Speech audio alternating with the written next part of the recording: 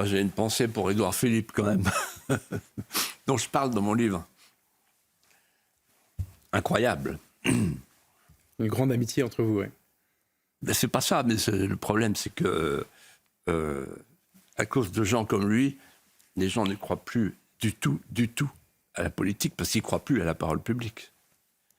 Alors, je réponds à votre question. Effectivement, ce qui m'a frappé, j'ai écouté, le mot France n'est pas arrivé dans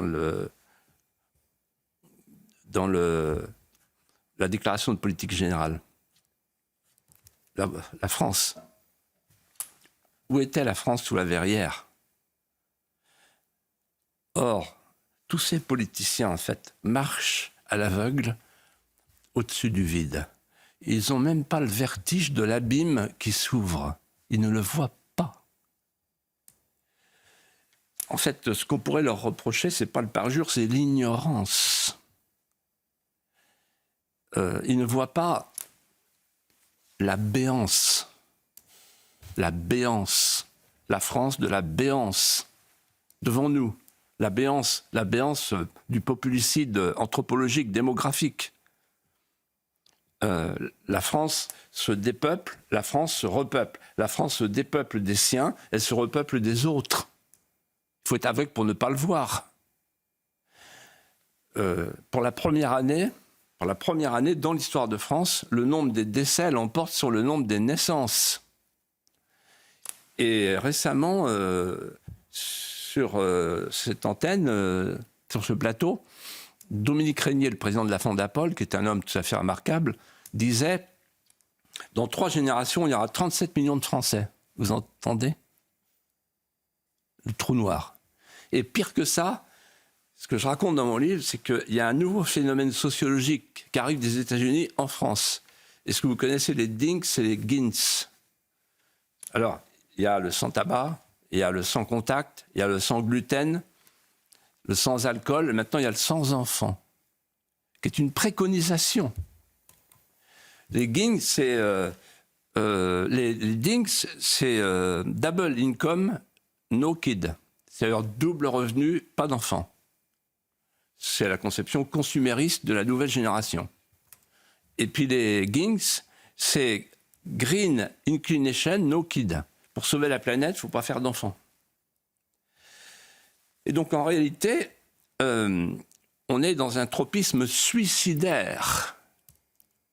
Et c'est pourquoi j'ai écrit ce livre. C'est un livre d'alerte. Mais il n'y a pas que cette béance-là, il y en a une autre béance qu'on ne voit pas. C'est la béance des comptes. La béance des comptes publics avec une spirale hélicoïdale de la dette, du déficit, des prélèvements. Record du monde, record du monde, record du monde. Alors qu'il aurait fallu baisser les impôts, baisser les dépenses en même temps. Ce qui était possible, ce qui est facile. Simplement, il ne faut pas obéir à l'état profond. On fait l'inverse. On s'apprête à augmenter les dépenses, à augmenter les impôts. Et derrière le déséquilibre des comptes, il y a quelque chose qui est encore plus grave. C'est la déchirure des tissus conjonctifs de l'économie productive. Vous avez vu le chiffre des faillites en septembre, c'est un record dans l'histoire de France. Record des PME. Et donc, en fait, au lieu de désétatiser l'économie, on étatise un peu plus chaque jour l'économie. Et il faudra qu'on aborde ce sujet une prochaine fois. La France est en train de devenir un protectorat américain sur le plan économique, un protectorat américain, un protectorat chinois. On a annoncé cette semaine que Stellantis, Sanofi, LVMH partent s'installer aux États-Unis. Et que les industries de main-d'œuvre sont maintenant grignotées par la Chine.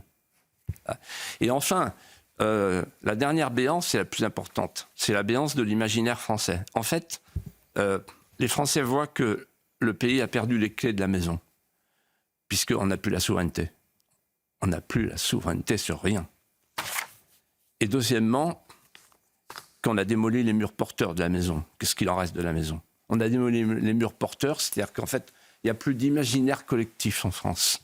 Et un pays qui n'a plus d'imaginaire collectif, il ne peut pas survivre. C'est l'urgence des urgences. c'est la béance des béances.